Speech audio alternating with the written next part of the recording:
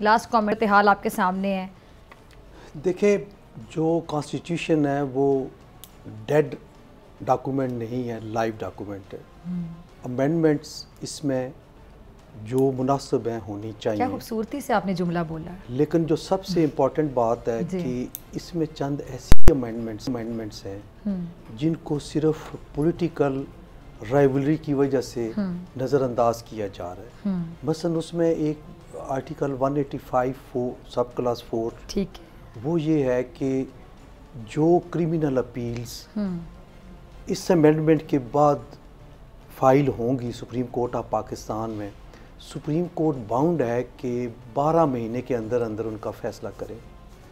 और उसका प्रोविज़ो 2 जो है वो ये है कि अगर जो पहले से दायर की हुई अपील्स हैं, क्रिमिनल अपील्स जिनमें डेथ और लाइफ है, वो 24 महीने के अंदर अंदर सुप्रीम कोर्ट फैसला करेगी। अब ये वो डिमांड है जो पब्लिक एट लार्ज की है।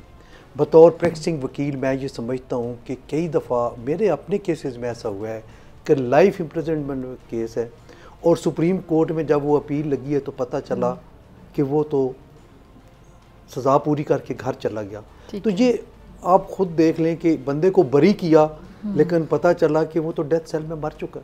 तो ये सारी चीज़ें अपनी जगह पे एक हार्ड रियलिटीज़ हैं और ये पब्लिक के फ़ायदे की चीज़ें हैं। खुदा रहा इनको जब सब बिल्डोज करने जा रहे हैं तो कम से कम ऐसी चीज़ें जो पॉजिटिव हैं हुकूमत वक्त के ज़हन में अगर आ ही गया अच्छा ख्याल तो इनको तो एंडोज करें, इनको तो आने दें, ये मंजूर करवाएं। ये अवामुन्नास के फ़ायदे की बात है।